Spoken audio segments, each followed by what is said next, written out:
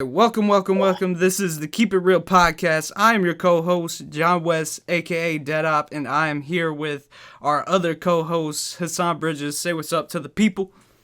What's good, y'all? He just say, what's good, y'all? So to start out with, I just want to go over what we're doing with this podcast and what I want to get done. What's the goal?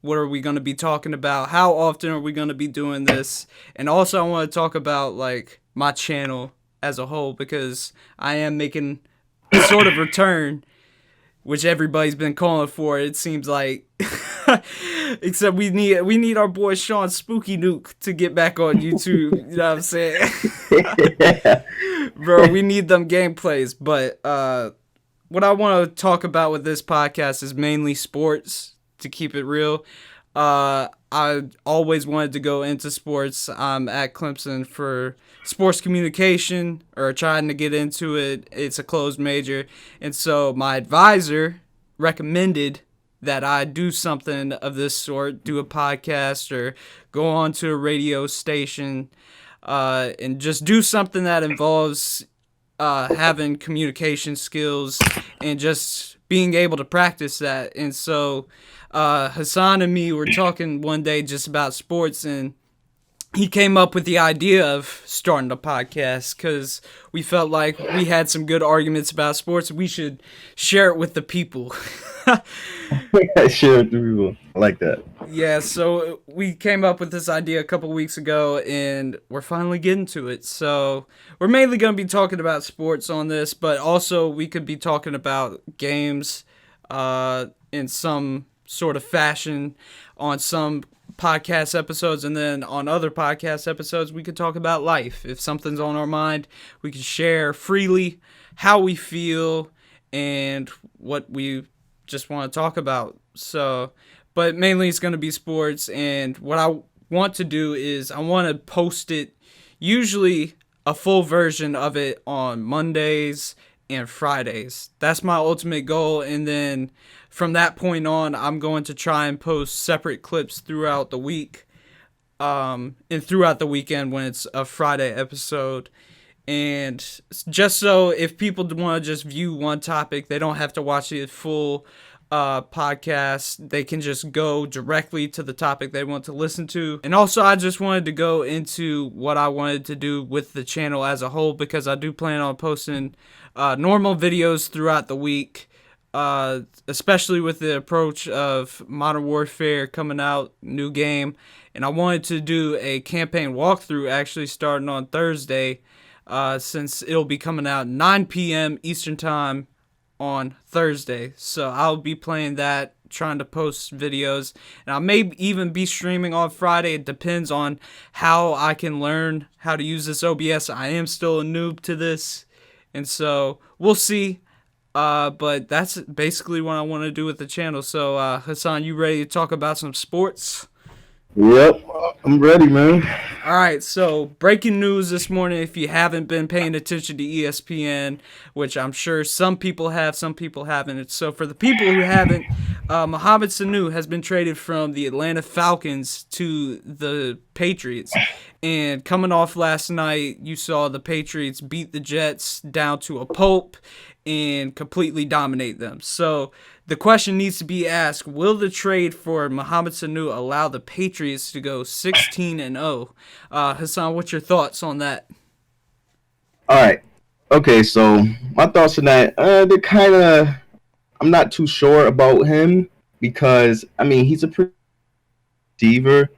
Looking at his stats, so far he only averaged 9.5 yards a catch. He hasn't cracked 1,000 yards. He's been in the league for like 9 years. I don't know. I mean, I guess he's a good, reliable second target. He's played in almost every game except for his rookie year. So, I mean, I guess you can count on him to be there. But, I mean, he's not going to game change or completely change their entire offense like how I expected Antonio Brown to.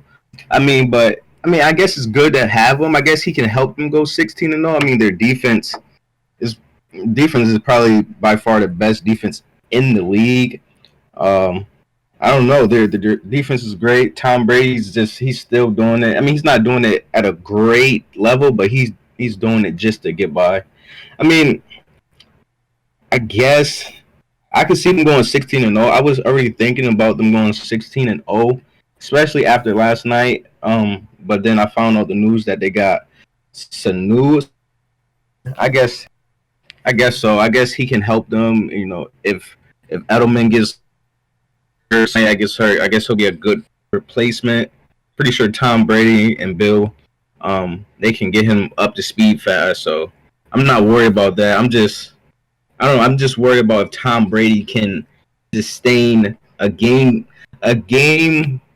I don't know if he can just manage and not try to do too much. Even though he's an all-time great, not try to do too much and count on his defense, count on his run.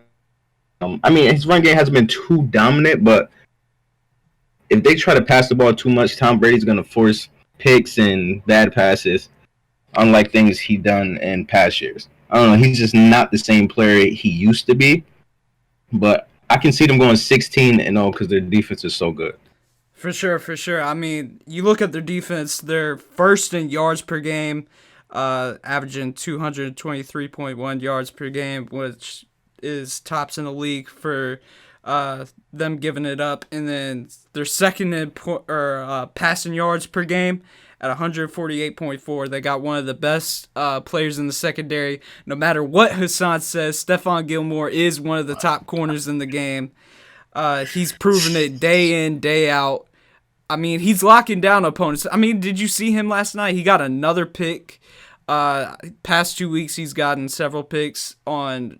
I mean, you can't say they are lesser quarterbacks because it is Daniel Jones and Sam Darnold. But Sam Darnold just torched the Cowboys. So, I mean, you do have to give him some credit for that. They're also second in rushing yards per game, giving up 74.7 yards per game, which is second in the league in both categories, which that just proves that they can stop both. And then with a defense that can do both very well, that gives you a great chance to win anywhere, in any weather, at any time. And also they're first in points per game and they're first in defensive efficiency ratings. So I think that it's definitely possible. I do see them probably slipping up once, just because it's hard to win in the NFL. It really is. It's one of the hardest leagues to win in. And so you can't expect in a league full of professionals for them to be perfect every single week.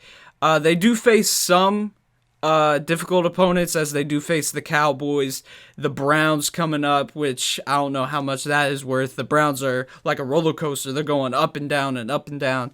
So we'll see how that goes. And they also face the Texans. But at the same time, they're favored in every game that they play, which I do think is fair.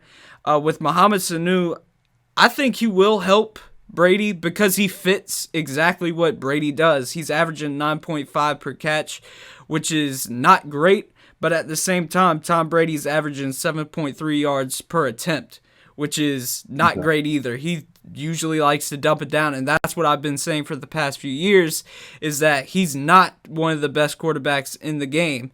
And people have called me blasphemous before, and I look at the stats and I say, he's only got a 66 completion percentage, 1,992 yards, which is decent. It's not bad, but it's not top tier. And he has also got 11 TDs and 4 picks, with only a 60 QBR. I mean, we've been getting on Aaron Rodgers for years, and even though his QBR has been down, Tom Brady's is even lower. And so I definitely think that if they are going to go 16-0, it's going to be because of the Patriots defense. I think we can all agree on that, can't we? Yeah, most definitely. But I feel like the obstacles they're gonna face is their offense, because their rushing stats are very low compared to how they were last year. Sonny Michel, he's basically, like, I want to say non-existent. I mean, because he got 6 touchdowns so far, but he only has 300 yards, and we're halfway through the season. 119 attempts. Rex Burkhead, he's been doing pretty bad too. So I feel like if they would have made, I don't know, I mean, probably a trade for a better back or a better O line, so their rush offense can improve. Because if you think about what happened last year in the playoffs, they were first in rush offense. Sonny Michel was running the Yeah, ball that's over right. That's everyone. right. So I really don't know. It's gonna be hard. Yeah, I think the improvement needs to come on the offensive line. You look at that, but it also has to do with injuries because their fullback James Devlin, which I know the fullback is not a value position in the NFL really anymore. Hmm. It's still a big deal for the Patriots offense and how they like to run things, especially with their rush offense. And so once they Okay. get Devlin back, I think it'll improve. But I don't know how much it will improve. With the offensive line is one of the main components for a team, for a great rush team in the NFL. So, but I definitely don't think it's Sony Michel's fault. Sony Michel has been special. I've been watching him, ever since he was at Georgia. He ate it up during his time at Georgia, and I saw him Hmm. last year. And last year, he showed up and showed out in the playoffs. So we did see Exactly. that. So he definitely has a pass. So I definitely think that if they can improve their play on the offensive line, I definitely think that it'll definitely help their chances going 16-0. But I don't even know. Do you really even think they want to go 16-0? Because the last time they did go 16-0, guess what happened? They lost to the Giants. Yep. So I just don't think it's in the mind of Bill Belichick. But I definitely could see it happening just because their defense is so dominant. But at the same time, I could see the argument against the Patriots defense, and saying that they haven't played anybody because on the offensive side, they've only been playing like teams ranked in the 20th. Hmm. And Sam Darnold, he's a decent quarterback, but is he really a game changer? I don't really think so. We'll get into it later with young quarterbacks, and who we would take, and they play Baker Mayfield later. That might give them a test, but I don't really think they're gonna face any tests, and they haven't faced any tests, and they will face a test eventually with Deshaun Watson and Patrick Mahomes. But again, Back to back. Patrick Mahomes at the same time, he's coming off an injury, so we'll see. They won't have many challenges, or they haven't had many challenges up to this point, but they will have it in the future. So we'll definitely get to see uh, what will happen with that defense and how it will affect them when they face bigger and better offenses. So, Yeah. yep. Hmm. All right. Most So, definitely. so if you're watching the live version or the longer version, we will be doing outtakes a lot for this. So with every clip, I will be saying subscribe to the channel if you want more content like this. And like the video. It doesn't take but 2 seconds. It's free.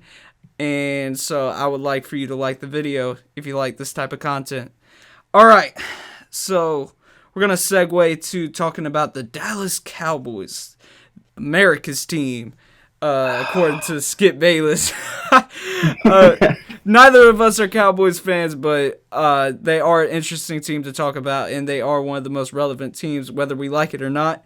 And so after they won against the Eagles this weekend, 37-10, I would like to ask the question. I think it does beg the question of: are the Cowboys now a contender to win the NFC and maybe even the Super Bowl with how they looked on Sunday?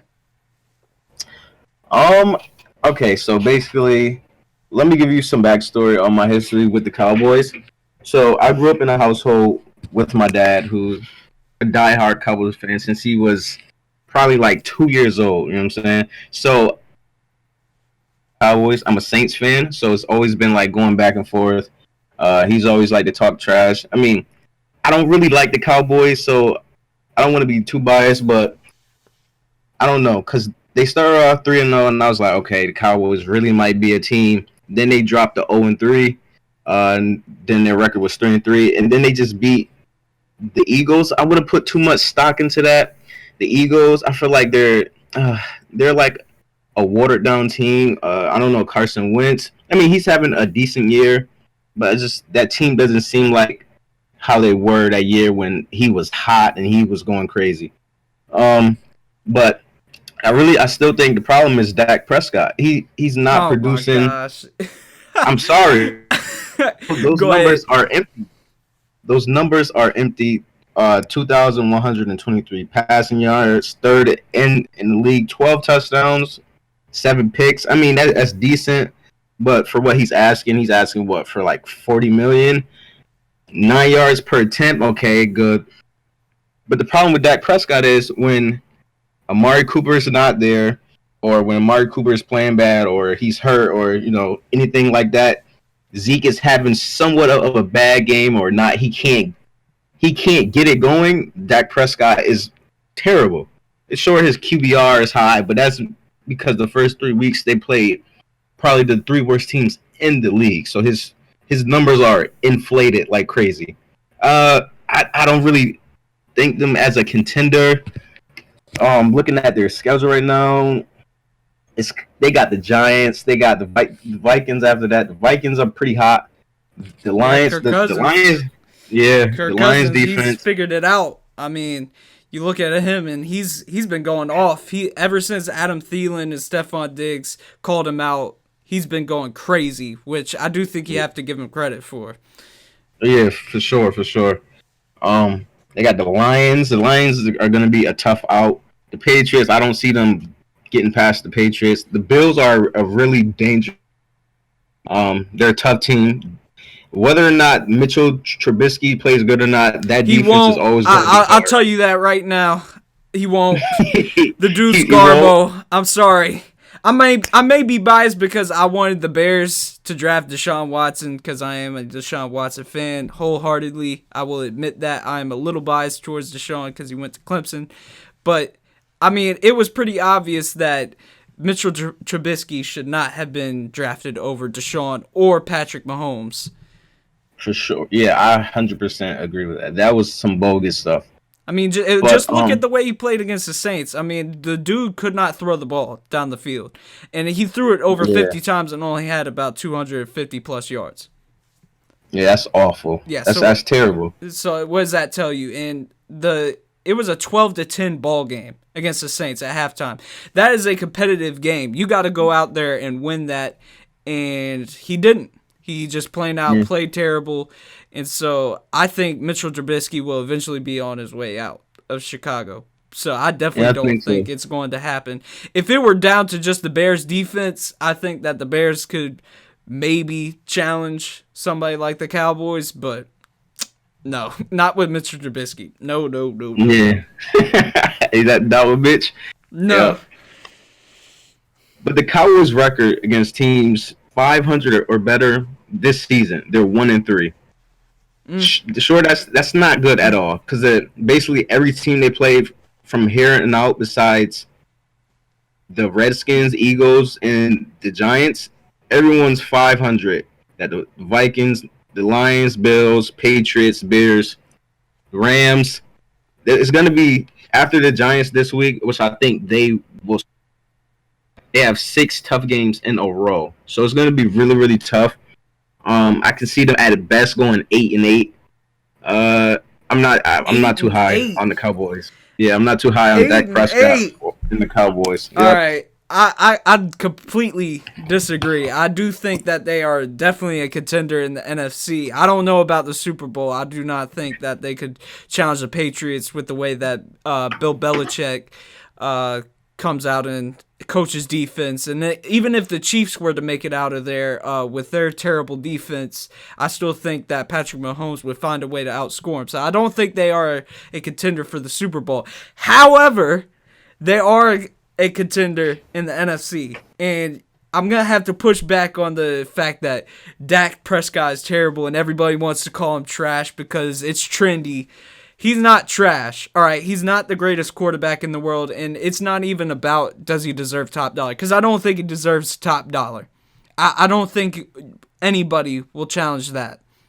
I think Yeah, for sure. if he gets paid $40 million, which is about what he would be paid to get top dollar in the NFL for a quarterback, I think that they'd be overpaying, and that the Cowboys should absolutely not do that unless absolutely necessary, which it may end up being that way. Who knows? But I think they should at least try and get a discount, because Dak Prescott, it is a fair point.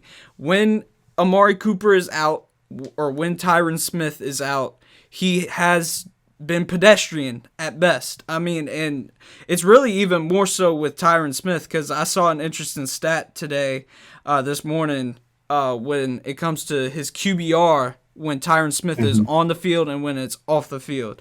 When Tyron Smith is on the field, he has a 90.6 QBR.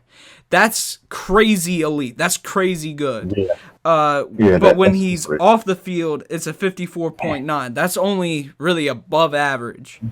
And so I do agree with you on that. But at the same time, you look at him when he does have his weapons. He is a quarterback that you can win with. So it's not even about, is he the most elite quarterback? It's about, can you win with him? And I think you can win with Dak Prescott.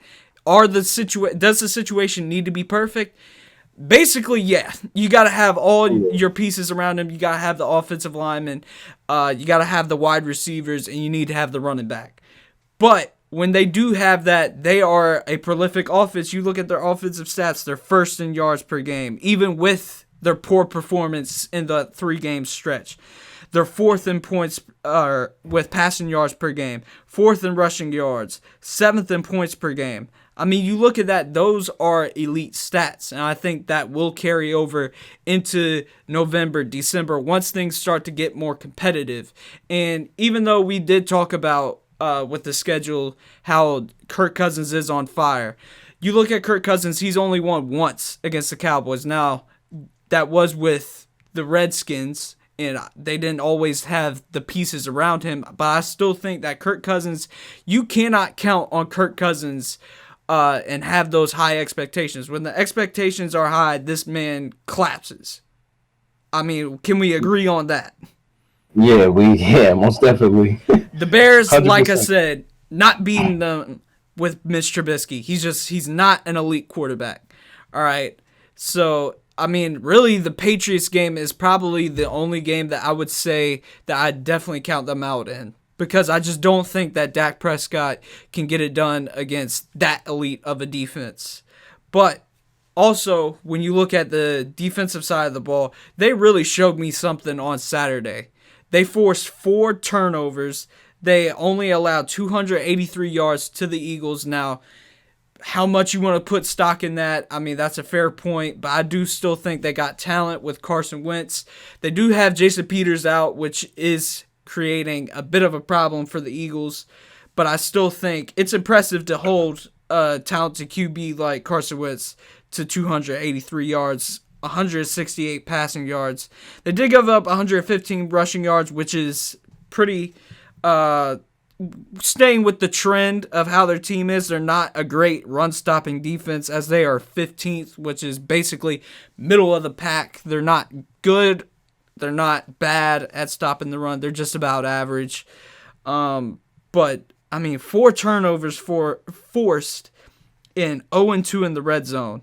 Whenever you're able to stop a team in the red zone like they are and force turnovers like that, you know you got something special. And they got plenty of talent with Jalen Smith and the Wolf Hunter.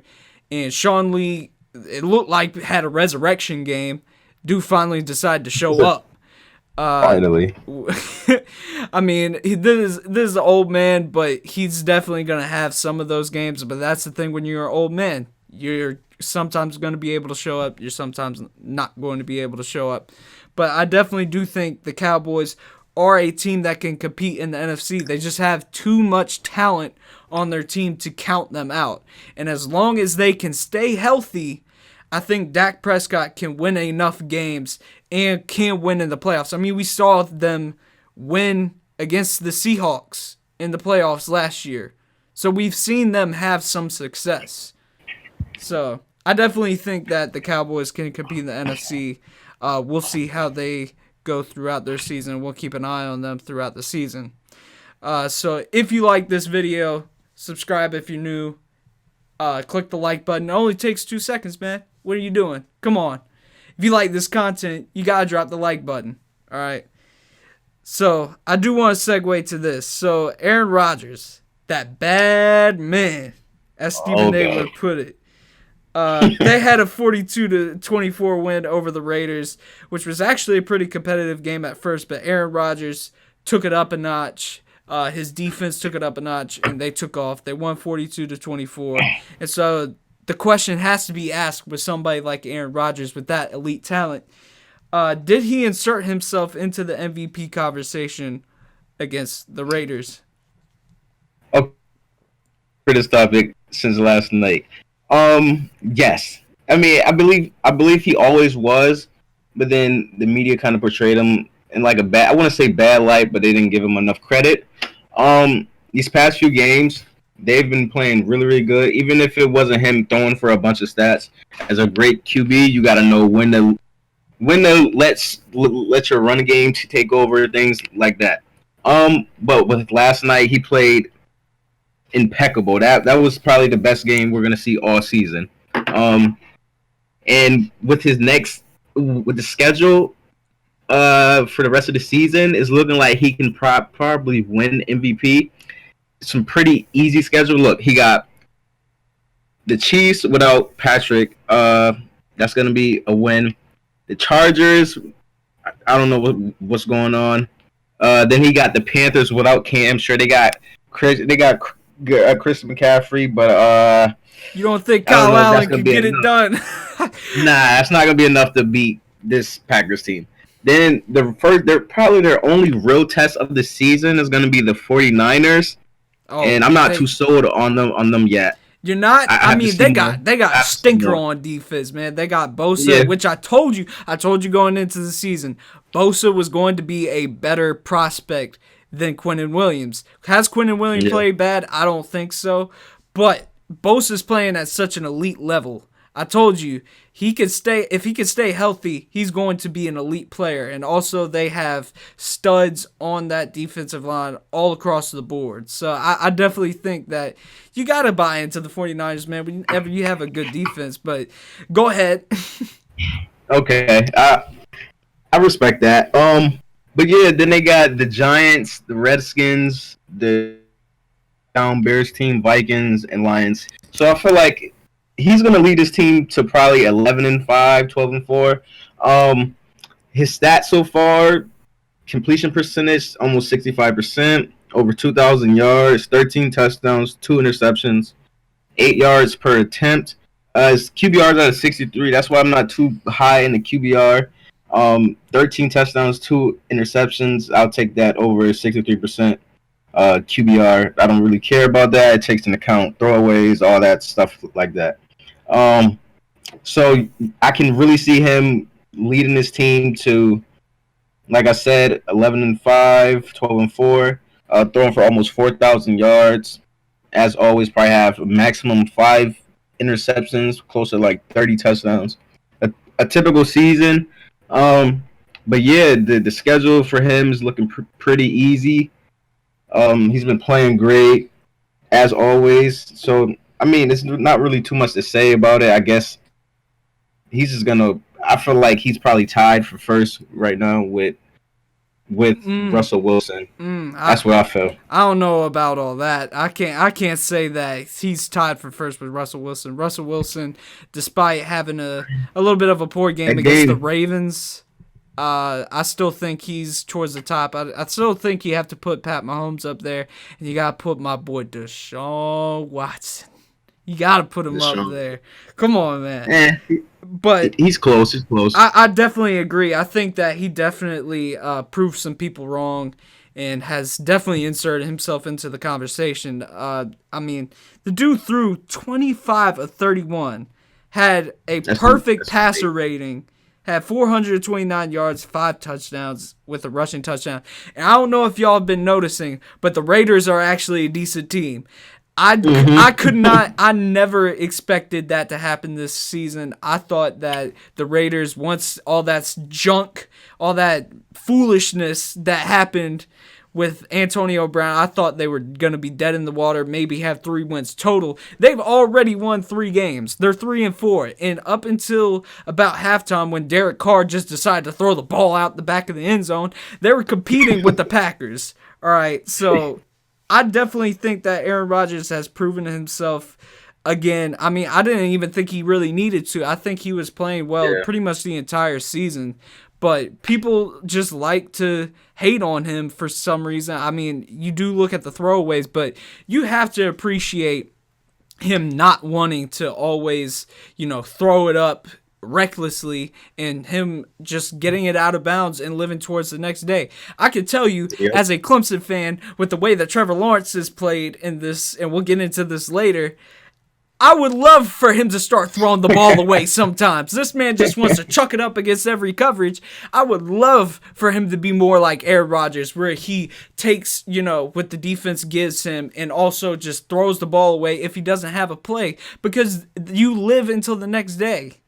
All right, you really only need to force the ball up in situations where it is necessary, which is in tight ball games when you need a play. But if you don't need the play, just throw it away if there's any risk. So I definitely think that he's been hated on a little bit too much. But I wouldn't put him near the top yet, but he definitely can reach the top if he continues to play the way he's playing, getting more used to that Matt LaFleur, as Stephen A. would say it, offense. With him getting used to it, I definitely think we will see more games close to this. And definitely, I think they could go better than 12-4. I definitely think they're one of the top teams in the NFC. They got a defense now. They have a running game for once, which he almost never has a great defense or a great run game, unlike Tom Brady. But nobody wants to talk about that. But Aaron Rodgers, I'm never going to knock a man for having a rushing attack and having a passing game, unless you're trying to compare other quarterbacks to, and say, oh, Tom Brady's much better. Well, you do have to take into account that he did have a running game and a defense. So I will bring it up in conversations like that, but I'm never going to knock a man for that, which it seems like some people were in the beginning of the season. I think he was playing great, even maybe not in the Bears game, but that was the first game in that offense. So I definitely think he's improved. I think the Cowboys game was really where he started to pick it up. Maybe even against the Eagles, you could say, but he did throw that game-ending interception, which definitely cost them the game. But I definitely think he can get into that top level. But he's not there yet, so we'll see how the season progresses, and we'll see how he tends to improve. Yep, we'll have to see. All right. If you like the video, hit that like button. If you want more content like this, subscribe to the channel. We will be doing podcasts every Monday and Friday. So if you want more content like this, subscribe and hit that notification bell so you never miss an upload or stream. Okay, so we've gone through the seasons. There have been plenty of good and talented young quarterbacks. There have also been some garbage young quarterbacks. I'm looking at you, Mitchell Trubisky. So I do think it begs the question with the quarterbacks that we've gotten out of the past 3 years, with all these performances by these young QBs, what young QB, if you are building a team for the future, are you going to take long-term for your franchise? Long-term for my franchise. So for me, and I'm pretty sure for everyone who knows sports, it's between Deshaun Watson and Patrick Mahomes. Is that common knowledge? Yes. I think for a while people said Carson Wentz, but I told you when he was having that MVP season, he's playing great, all right? But I'm definitely taking Deshaun over him, and I think that's been supported with his past play. So I definitely think if you pick anybody else other than those two, I think you're reaching a little bit. Yeah, for sure. A lot of people are gonna say Patrick Mahomes, but I'm gonna go with, and I wasn't too high on Deshaun Watson, but I'm gonna Wow, go with Deshaun Watson. that's crazy. Cause I've been watching him. I've you been used to watching him hate tear us on up. him. You used to hate on him, saying that. I remember this offseason you saying Baker Mayfield was gonna be better than him. My goodness. Yep, So I was wrong. I was wrong. this is a I was wrong. revolution. You finally have seen the light, the Deshaun Watson light that I've been seeing for years now. Yeah, I was wrong. I will admit. I'm gonna go with Deshaun Watson, but the thing is, I would trust the Chiefs more so. Um, Support Patrick Mahomes with offensive line, weapons at wide receiver, and running back. I mean, their defense isn't great, so I guess they both got that in common. Both of their defense aren't too great. The Texans might be one of the worst defenses in the league, honestly. I I guess mean, his sacks has slowed down. Sacks has slowed down compared to last season. He sacked 21 times in 7 games. Last season, he finished the season that's with still almost 60 terrible. something sacks. Let me just Yeah, for interject. That's sure. still garbage. Yeah, it's still terrible, but it's not as bad as it was last year. As long as they keep adding O-line pieces, I guess he can be a really special talent inside this league. He's completing almost 70% of his passes, almost 2,000 yards, 13 touchdowns, 5 picks, 8 yards per attempt, and 75.8 QBR. That's pretty good. But yeah, he's doing amazing. Patrick Mahomes. The thing is with Patrick Mahomes, he has a lot of weapons, and he has Andy Reid, one of the best offensive minds the game has ever seen. Absolutely. So Deshaun, the chips aren't in Deshaun's favor. So, but I'm gonna go with Deshaun. I've been watching him tear my Florida State Seminoles up for years. I finally have to bow down. Patrick Mahomes, it's hard Thank to you. argue against Patrick Mahomes. 15 touchdowns, 1 interception so far. If he didn't get hurt, probably on pace to win back-to-back MVP. Probably still is. Probably gonna hit 5,000 yards, even though he's hurt. I don't know. Then got Tyreek Hill, Samuel Kelsey, a decent run game. Deshaun, this really is hard to say Deshaun because he has nothing in his favor. I mean, but he has DeAndre Hopkins and a few other good wide receivers.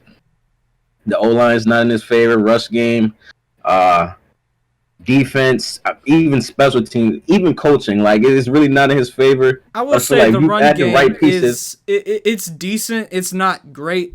Carlos Hyde has had an above average season, but Yeah, it's not elite. it's not. I would say Yeah. that's probably the only thing that is shared between the Chiefs and the Texans is that they don't have great rushing attacks and they also don't have great defenses. But Yeah. you definitely have a better it separates when it comes to coaching. That's what it comes down to me. Huge separation. Yeah, I definitely think that. I mean, Bill O'Brien. It's definitely it's hard, man. Because sometimes I look at Bill O'Brien and I say he's doing a great job. Can't lie. And then other times I'm like, what the heck is this man doing? I mean, he'll take the ball out of Deshaun's hands and I won't understand it. And then sometimes he'll allow Antonio Cremel, I think is the name of the defensive coordinator. I know his last name is Cremel. Anyways, he'll just trust that defense to get the job done, which I think is a mistake. I mean, you look at the defense. They're decent against the run. I think they're towards the top of the league in stopping the run. They have a decent front seven. They still have J.J. Watt. He is still J.J. Watt. I don't care what people say. He is still showing up and playing elite. They do have Whitney Merciless, who has had a pretty dang good season, considering he is now replacing Jadeveon Clowney, which I don't know. The more I look at the Texas front seven, the less I'm missing Jadeveon Clowney. But at the same time, it would have been nice to have both. But at the same time, you don't know because Whitney Merciless wasn't able to really get into the game that much with Clowney because they kind of play the same type of position. They're both pass rushers coming off the edge as outside linebackers that they don't really play the run.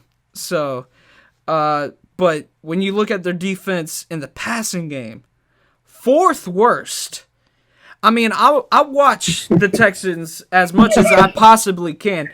When I look at their defense and what I saw against the Colts this past weekend, because it was in my region, I do not have NFL Red Zone. I'm not paying that much money. I am still a youngin', and I am still broke. All right. So, but I did get to watch the Colts. It did show up in my region. They lit Jacoby Brissett, who's decent. Don't get me wrong, he's decent. But he's not elite. He's not elite. Let's not put him up there. He threw a party against the Texans. He threw for, I think, over 350 yards at least. I don't have the stats right in front of me, but he threw a party. I mean, T.Y. Hilton, we still, as a Texas team, have no idea how to stop T.Y. Hilton. Every single game that the Colts play against the Texans, T.Y. goes crazy. And now, on top of that, they let Eric Ebron go for, I don't know how many yards, but I can count multiple times that they just left Eric Ebron wide open, streaking down the field. I mean, it was ridiculous. It really was ridiculous. And so they definitely need to improve their secondary. It's hard to say which they need to improve more, their secondary or their offensive line. They still got Jonathan Joseph, who is an old man who comes from very old. Yes, and he comes from, let me put it out there, the worst university in the country, that is South Carolina. I'm definitely biased against them. Got to be. All right, that's just how I was raised. All right. So they still got him, and he's still one of their main corners. I mean, Justin Reed is out there at safety, who is a talented safety. He's just like, what y'all want me to do? How am I supposed to stop everybody? I mean, It is ridiculous. They did just get Gary Conley, who, he's been up and down for the Raiders. It could be an improvement, but it could also be a huge mistake because they gave a third-round pick for him. That's a lot.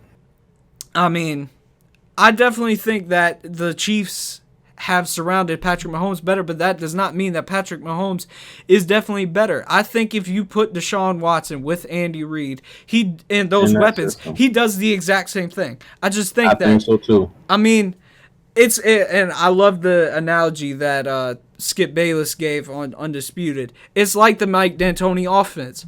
Really, any quarterback can be entered into that offense and succeed the same way that any point guard can be entered into Mike D'Antoni's system and can put up MVP type numbers. I mean, it is wide open. It is a wide open offense, is what I'm trying to say. I mean, you look at it. Tyreek Hill, he's the fastest receiver in the league. He might not be the best, but he is the fastest. He is a dangerous weapon whenever he steps on the field. He has Sammy Watkins, who is a decent receiver. Was he worth a fourth pick? I think it was the fourth pick in the draft. No, he has not lived up to that expectations, but also he has been hurt a lot of these years, but he can put up significant numbers when given opportunities. He just got McCole Hardman, which is just a hair of a step slower than Tyreek Hill. I mean, he is a burner. That's true. I mean, that's true. Dude has when his offensive line is healthy, which it is not right now, but when it is healthy, he has one of the better offensive lines in the game.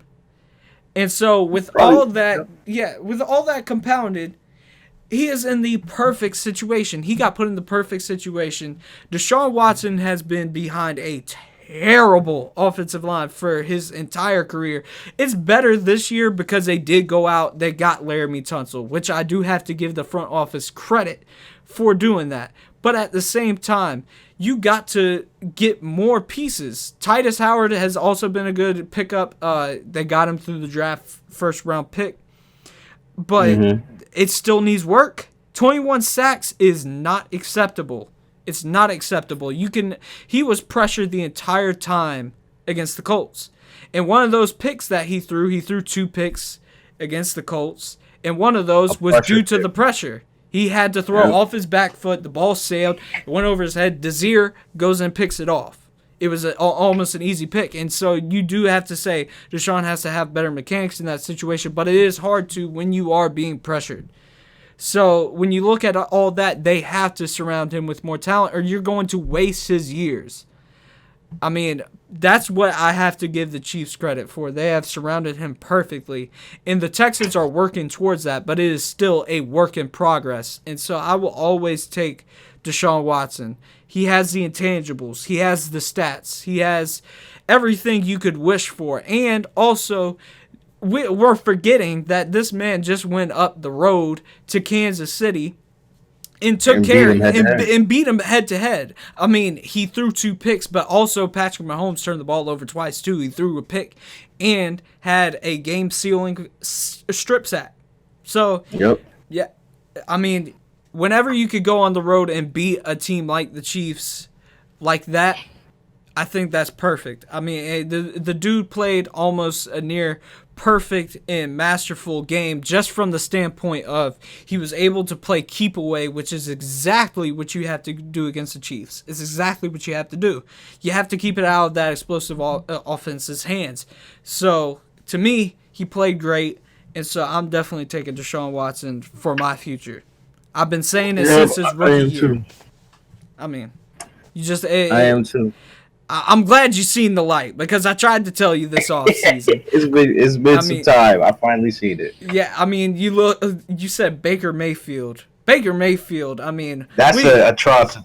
I don't know if we have time to talk about it, but we'll talk about it soon enough because man, this man. Let me throw in this stat real quick.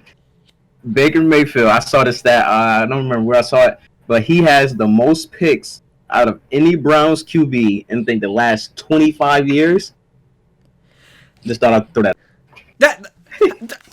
That can't be possible. Come on now. You can't, that cannot be possible because the Browns have had so many terrible QBs in the past few years. How is it crazy? I knew it was bad, but I didn't know it was that bad. I knew that he has thrown more picks than touchdowns this year. I do know that. But I didn't think it was that bad. I mean, jeez. Yep. I mean, you got. I just don't know. I thought you were wrong about picking Baker Mayfield this offseason, but at the same time, I did think Baker Mayfield is an elite talent and he will be an elite quarterback. But I don't know. The way he's just looked this offseason, or this season, I didn't mean to say offseason, this season. I mean, you would think that he would be better with those weapons. I mean, wouldn't you? You would think so. I mean, he has probably the best receiving core. Probably you go hand in hand with the Chiefs. But I'm going with the Browns because they're tight. I mean, I'm going with the Browns, but him just playing this bad is really sad and disappointing. I feel bad for that fan base. Like, I really do. Odell's wide open on every play. His accuracy is terrible this year. I don't know what happened. Odell and Jarvis. That's all you gotta say, really. I mean, you could. I do think that you do have to blame Freddie Kitchens, the coach / offensive coordinator / shouldn't have the job because he literally has never been a coach in the NFL or a head coach for that matter. So just wanted to put that out there. But I mean, his mechanics. This dude literally throws off his back foot, it seems like, every single throw. And I just don't understand it. I really don't. I don't understand where his mechanics are going. We praised him year after year at Oklahoma and even last year in his rookie year for his mechanics and his accuracy. His accuracy is way down. His mechanics have gone down the crapper. It confounds all knowledge. I don't understand it. I don't understand it at all. At this point, Eli Manning will probably be a better QB at this point in time than Baker. Like it's really like it's that sad. Don't It's that give sad. people ideas because I do not think Eli needs to be given another starting job. Give And Eli a job, man. you know the NFL, they love Eli. They want to give him a job. Do not give him that job. That would be the worst mistake you could make. But I can see the Browns doing Great something like that questions. because they're the Browns. But before we end off this topic, I do want to mention also we do recognize that Deshaun has had a pretty good receiving core when you look at it on paper, but you do have to take into account for his years, they've always had some type of injury. I mean, DeAndre Hopkins has really been the only mainstay in their wide receiver core. Will Fuller, we recognize his talent, but he has been hurt the past Yeah, son. his first 2 years. Thank God he's still healthy right now. At least I haven't heard of him being nicked up or anything. And then Kiki QT, he's been in and out of the lineup. He's not the greatest receiver, but I mean he's formidable. But he's been in and out of the lineup the past 2 years. They just got Kenny Stills with that Laramie Tunsil trade, and he's pretty good. This is pretty But good. Yep. until a couple games ago, he was hurt too. He was out. So we do have to keep that in mind. And with that being said, I think we are both in agreement, and I definitely think if you have any other QB other than Patrick Mahomes and Deshaun Watson as your QB of the future, you are wrong. And so if you like content like this, click the like button, hit the subscribe button if you are new. And if you want more content like this, click the notification bell so you never miss an upload or a stream of this type of content. All right. I want to transition to some college football. My favorite part of football. My favorite sport. I think you could classify it as a different sport because it plays differently than the NFL. Yeah, you And could. so when you look at just looking over the overview of the AP top 6, you look at Bama at number 1. I disagree with them being at number 1. If you're gonna put LSU at number 2, we'll get into that. But as you may know, Tua's hurt again. He hurt his ankle against the Tennessee Volunteers, and he will be out for probably about 3 weeks. But we do not know how he will come back. Right now, Bama doesn't need to worry about it currently this week because they are facing Arkansas and they are trash. I mean, whenever you see Arkansas literally do like a basketball jump shot on a fake punt to try and hit a receiver, you know there's something wrong with your football team. And I hate to say that because Chad Morris used to be the offensive coordinator here at Clemson, and he is the head coach. I don't know what happened. I don't know who drew up that play call, but it was terrible. It got picked off predictably. But you don't need to worry about it this week if you're a Bama fan, but you do need to worry about it for the LSU game because you have to worry, how is he going to come back, or even should he come back against? Yeah, should he? Should he? He's gonna have to. I believe so. mean, I think he should if they want to win. But if you're thinking about Tua's health as a whole for his future, you do have to ask, should he come back? But I definitely think he will because I think he is a competitor and they want to win the national championship game. But you do have to think, when he does come back, how will he play on that ankle and how good will he be? LSU, I thought, even without the injury, was going to be a tough task because it's going to be a shootout. And whatever defense is able to get more stops wins that game. I mean, LSU has made a complete transition of their offense. It's been amazing to watch Joe Burrow with Joe Brady as the passing coordinator, how they've been able to transform their offense. And that's why LSU, they're at number 2. I think they should be number 1, at least by the knowledge or the thought process it seems like the AP poll is going through. But so that's why I don't think Bama at number 1 makes sense. Bama's only faced or beat, I think, about 3 or 4 Power 5 opponents by 20 plus or 50 plus. I forget the stat, but I saw a stat about it. I mean, Clemson has beat 6 Power 5 opponents. I'm just saying, they beat 6 Power 5 opponents out of the 7 that they played. All right, no other team has done that. And I get them putting us at number 4 and dropping us because we haven't played up to our expectations. But by that same thought process, you cannot put Bama at number 1. They have been below their standard when it comes to defense. Now, you can blame it on injury, which I think is fair, and they're playing a lot of freshmen, but you do have to look at how they're playing. Yeah, I mean, you do have to look at what the product they're putting out on the field. LSU has played against Texas. They beat them on the road, which I think is a great win. They've also beat Florida, which I think is a great win. I think Florida is a bona fide top 10 team. And so I think that's an impressive win. So I definitely think LSU is the number 1 team if you're going to go by how they go exclusively look in this season. I do think you have to put LSU at number 1. I don't even think you could put Bama at number 2. I think you have to put Ohio State, who is at number 3. You got to put them at number 2 because Ohio State, I mean, they've looked the most dominant as far as how they've looked. Now, they haven't faced the best schedule, but you look at it, they got talent, like crazy talent. I've been telling people, did I not tell you before the season started that Justin Fields was going to be great? Yeah, you did.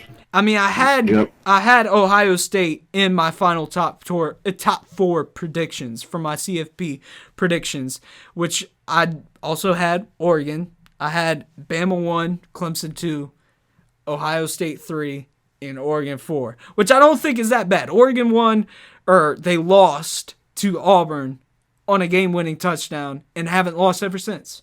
I still think that's a pretty good pick, and I could prove that I picked those teams by the end of the season. I'll put it up eventually if I could pull it off. If I could pull it off of Instagram, but Ohio State, with the way they played offense and defense, I mean, they have Justin Fields. They have J.K. Dobbins, who's producing more in the run game than he did last year, which I thought was completely predictable.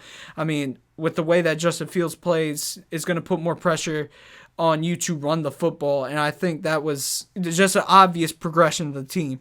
And Chase Young, let me tell you about this.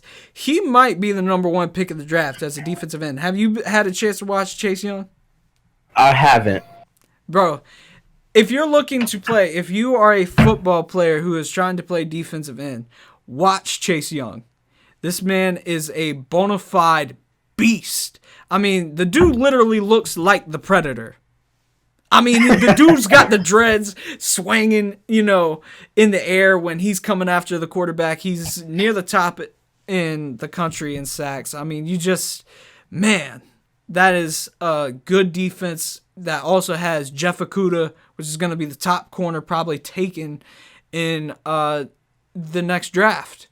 And the transformation they've had on defense with that defensive coordinator coming over, or co-defensive coordinator coming over from Michigan, he has completely helped change life for that defense. They're playing more zone, which has allowed them to stop opponents more. Instead of going with more of a man-to-man scheme where you saw Ohio State's defense was lost. And that's why I told people Ohio State was going to be better this year. Them going to a zone concept has helped them tremendously. It's going to allow them to play more free and allow them to make plays. And so I definitely think that Ohio State should be number 2 over Bama if you're going by the thought process. It looks like they're trying to use per Clemson, who is at number 4, which, again, if you're going by that thought process, fine. Clemson hasn't played up to the standard, especially with Trevor Lawrence. But I will say this. We've played an underrated schedule. I get that the ACC is down, but we can't help that. We can't help these ACC teams recruit, all right? We schedule our conference games. We try to schedule pretty hard out of conference because we scheduled Texas A&M.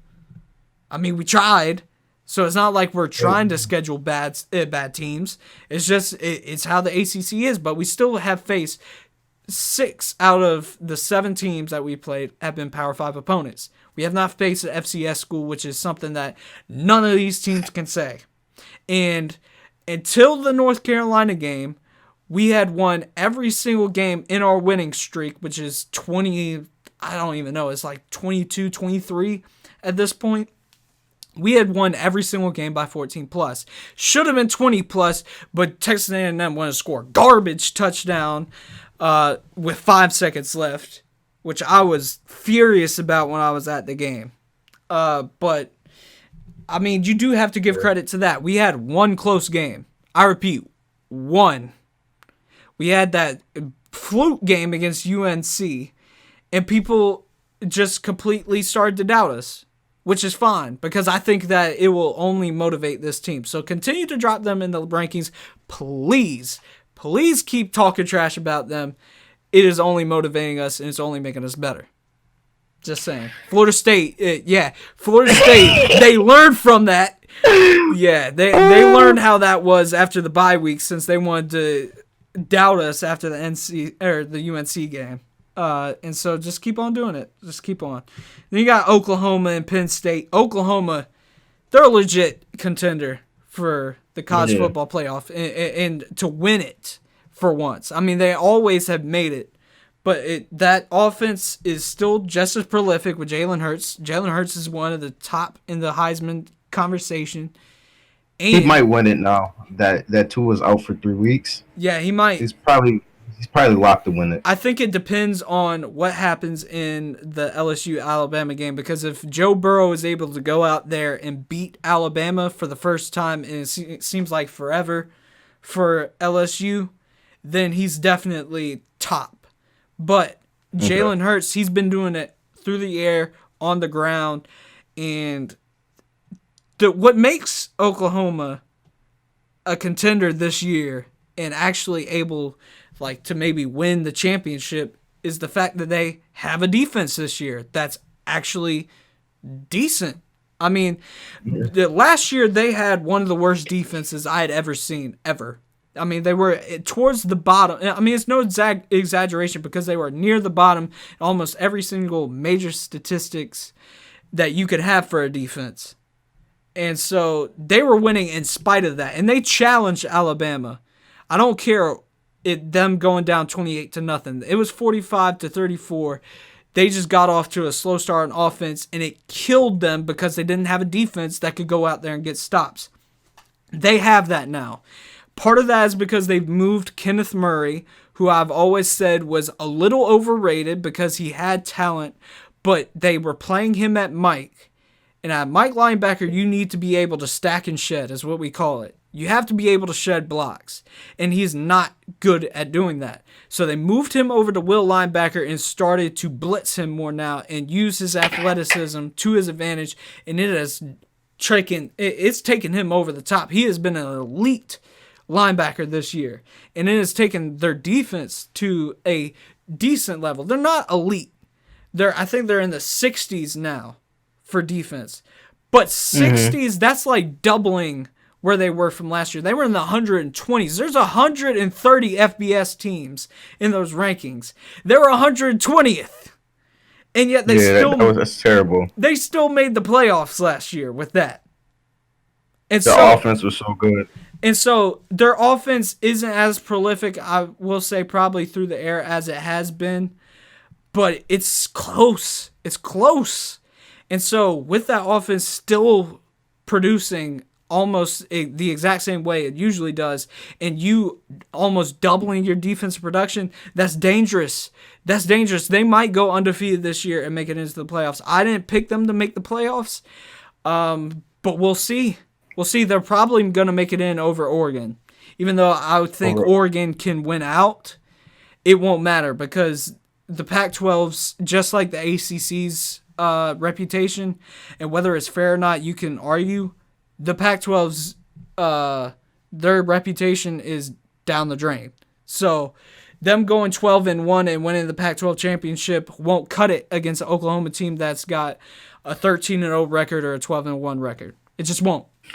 Yep. And then Penn State at number 6. I don't have much to say about Penn State, but Penn State, I thought that, when they went up 21-0, I was thinking about, man, this team is really good.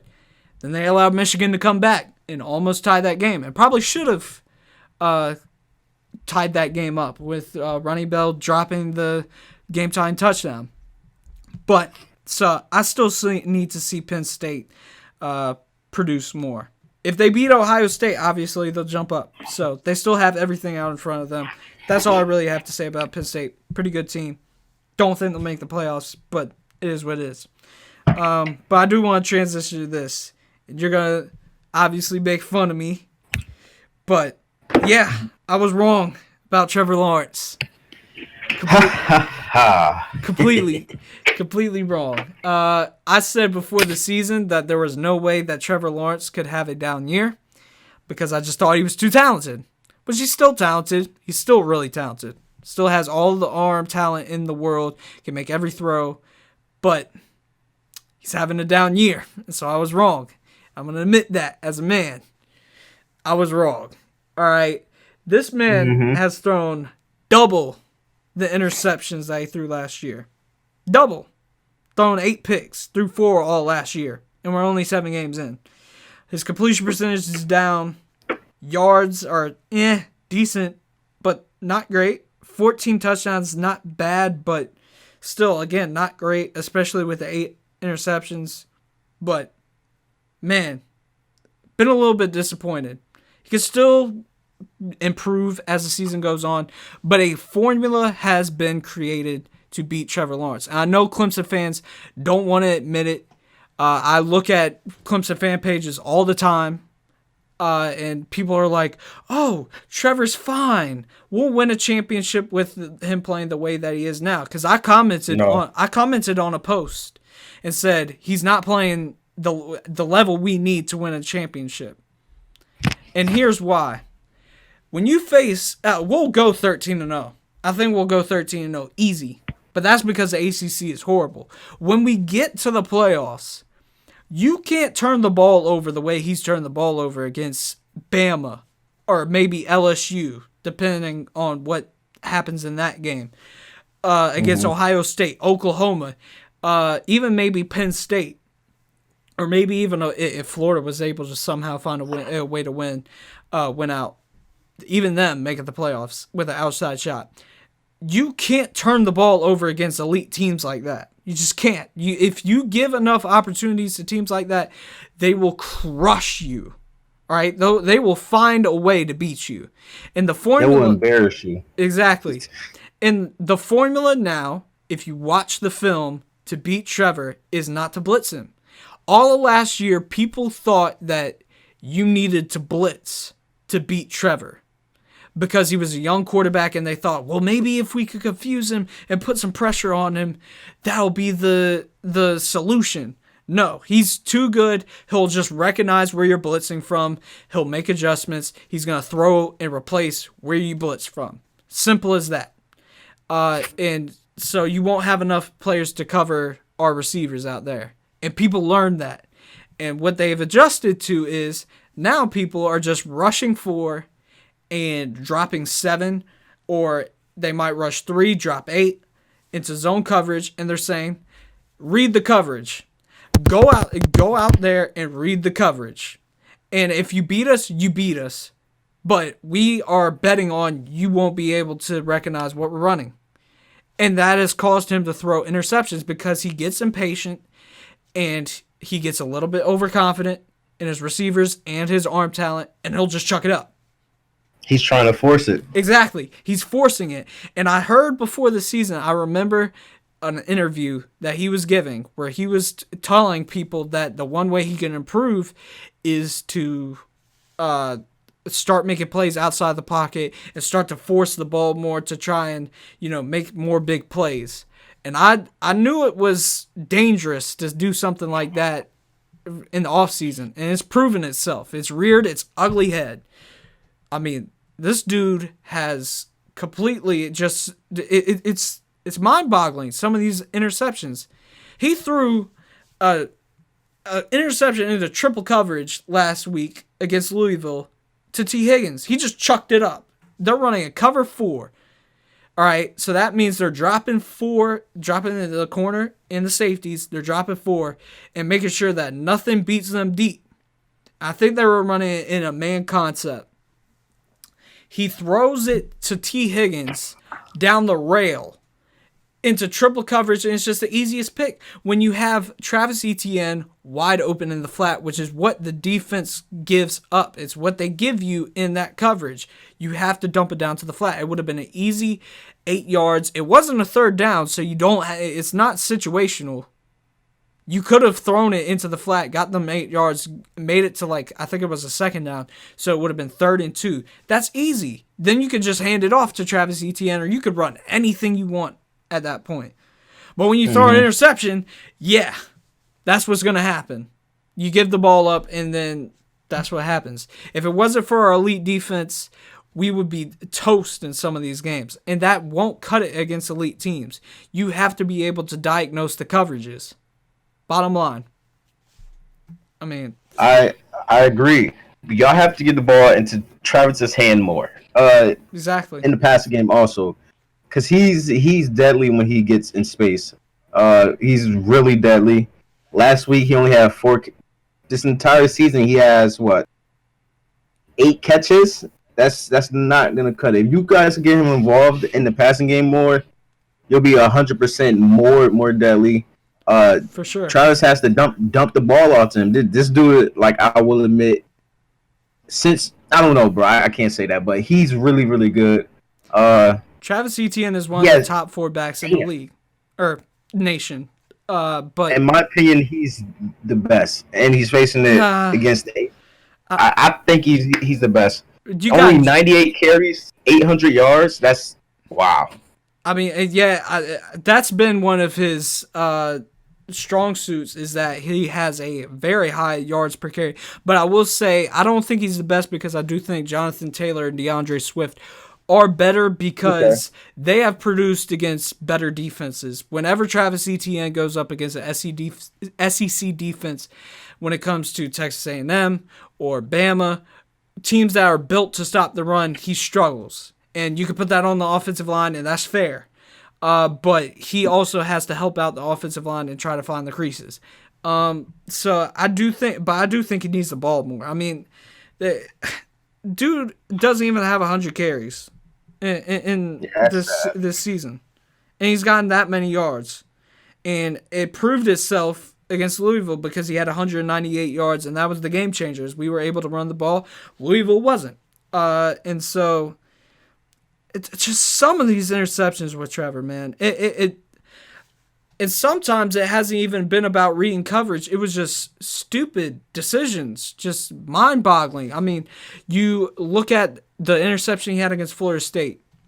He's rolling out towards the out of bounds. Nobody's open. And, you should either throw it away or try and get upfield and tightrope the sideline and try and get a couple of more yards and run out of bounds and keep yourself safe. That's what any good quarterback would be able to do. I would rather him throw the ball out of bounds, but that's just me. Instead, he decides right before he's about to run out of bounds, he stops right by the sideline and just chucks it downfield to DeAndre Overton, and it gets an easy interception against Florida State. And that was in his best game. That was in his best game of the year, where he played the most efficient, and he still threw a pick. And it was just like, what are you doing? What? Who told you to throw that ball? Who did it? Because I'm about to lock them up. They should not have a job. Whoever told him to throw a ball like that, they shouldn't have a job. Because I know it wasn't the coaches, because the coaches should keep their jobs. I know they didn't tell him to throw that. I mean, it's ridiculous. The dude is just not reading coverages, and it will kill us if he does not improve. He has to improve his ability to read the defenses, read the zone coverages, especially if we end up playing Ohio State. They play majoritively zone, and they only really pressure with 4 because they have Chase Young. I mean, that would be a likely playoff matchup, is Clemson versus Ohio State. I'd love to see it, because I love playing Ohio State 31-0 in 2016. Gotta mention that. But that won't happen this year because they're too good. And especially, we won't even be able to win if you throw interceptions like that. If you can't read zone coverage, which is what they play, Jeff Okudah and Fuller on the back end with the safety, they're gonna eat you alive. That's what's gonna happen, and they're gonna be able to pressure you because they have Chase Young. So, just get ready, because we are not where we need to be. We aren't. By a long shot, nowhere near. I mean, we can blow out as many opponents as we want and make the playoffs. We will not win a playoff game if he continues to throw interceptions like this. It will cost us. And so I was definitely wrong. I was wrong. He's having a down year. Can turn it around, but we'll see. If you like this content, hit the like button and subscribe if you're new. And subscribe if you want to see more podcasts like this. We're going to be uploading Mondays and Fridays. So definitely subscribe if you like this content and hit the notification bell so you never miss an upload or a stream. So to finish off the podcast, I want to talk about NBA opening night is tonight. We got two matchups, Raptors versus the Pelicans, Lakers versus Clippers. I don't want to spend too much time talking about this because we have been on air for a long time. But I just wanted to touch on it quickly. Who you got tonight?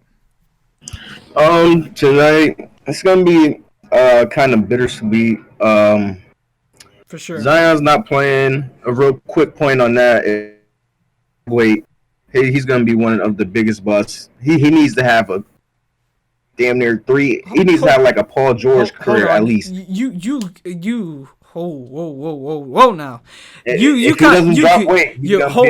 Hold on. You broke up for a second. You said he is going to be one of the biggest busts. If he doesn't drop weight, because he's going to keep getting hurt. Okay, but not because of lack of talent. All right, let's just... No. I was about to say, we not going to be disrespectful to these South Carolina boys, all right? Him and John Moran are the truth, all right? They're the truth. He came from Spartanburg. Okay, no way. But yeah, I don't see the Pelicans winning. I got the Raptors. I'm not too high on the Lakers versus Clippers. Paul George is out. Kuzma's out, but the main two for the Lakers, LeBron, AD, they're there. They're gonna go sweat. They're gonna go try hard. Lame. He said sweat and try hard. Lame. Just like they was doing inside the preseason, they're playing like it was game. See like that there's that Warrior fan, and you just salty. They was playing like it was game 7. Like, bro, Steph first shot was from half court, and he laughed. Like, come on now. That man, Howard. Dwight. This man Dwight Howard. This man Dwight Howard even dunking on y'all. This man JaVale McGee making y'all look like a fool. They was playing like it was game 7. It's alright though. We'll see who'll be playing in June. You know what I'm saying? But you know what I'm saying. I got the Lakers. Bet y'all don't make the playoffs. The Warriors. Y'all won't make the playoffs. The way y'all played last night with one. How much you want bet? Y'all got like the 4th youngest roster, so it don't matter. Y'all might make the 8th. We got Wardell Curry. All right, and where'd that get you in the finals? I got y'all blown out. All right, you still got Draymond Green. But we know about Draymond Green. This man Draymond Green is not getting it done for you on offense. Keep it real. Regular season, Stephen Curry. That's all I got to say. I just don't think, but I definitely agree with you when it comes to the winners of these games. Raptors, Lakers, got them both. Raptors are going to be getting their rings tonight. It's going to be a special night for them, and I just don't think that the Pelicans can win without Zion in their lineup. I thought with Zion in their lineup, it made them special because he's a special talent. But he does need to drop some weight in order to stay healthy, because I heard something about how on ESPN he's knock-kneed. So when he jumps and he hits the ground, it's almost like his knees are turned in. And so all that weight and pressure when he jumps and falls is coming in on the inside of his knees. So he definitely needs to drop weight so he's not knock-kneed, and so that pressure doesn't come on those knees. But yeah, he's a special talent, man. I pray for him, man. I hope and pray that he stays healthy, because I think he can be a game changer for the Pelicans. And I think, I was going to say they might have made the playoffs with with the way he was playing, they I might have don't made the know. playoffs. But he might be out too Yeah. long now, and he might be out even more this season. So I got the Raptors and I got the Lakers because Paul George being out definitely hurts the Clippers, especially since they do not have the greatest depth. And on top of that, they needed his offense because they are not strong on offense outside of Kawhi and maybe Zubac and Harrell. I think that's basically all you could say for their offensive production, and most of that is paint offense, so they really needed him for the perimeter. Kuzma being out for the Lakers will affect them a little bit, not too much though, because they still got LeBron, they still got AD, so I definitely see the Lakers coming out and beating them, but I do not think that they will win the championship this year. Just putting that out there. We'll talk about it throughout the season. And yeah, I definitely think the Clippers will be the better team overall in the long haul, but Paul George has to get back and get healthy. Yep, I agree. All right. So that's podcast number 1 down. How'd that feel? The first like 10 seconds of the Patriots topic, I was like kind of nervous. Then I was like, I completely forgot we were doing a podcast. Right. I mean, this has been great. Definitely enjoyed it. So if you liked the whole podcast, hit the like button. Subscribe if you're new, and hit the notification bell so you never miss upload, because I'm going to be uploading pretty consistently. If you're watching the full version, this will be up as soon as possible, and I will try to clip it up. The clips probably won't have any gameplay behind it, just because the NFL is a bunch of douches. So is the NBA about their policy about videos, and I wouldn't be able to monetize if I ever get that big. So we're having to deal with what we got. All right, I might eventually just put video game footage, maybe put Madden and 2K behind it, but we'll see what happens. We're just getting going, and so I definitely enjoyed this. Hasan enjoyed it, so we'll definitely be doing this on a consistent basis. So I am Deadop, a.k.a. John West. He is Hasan Bridges. I'll be signing off. Sign off, Hasan. I'm out, y'all. Peace.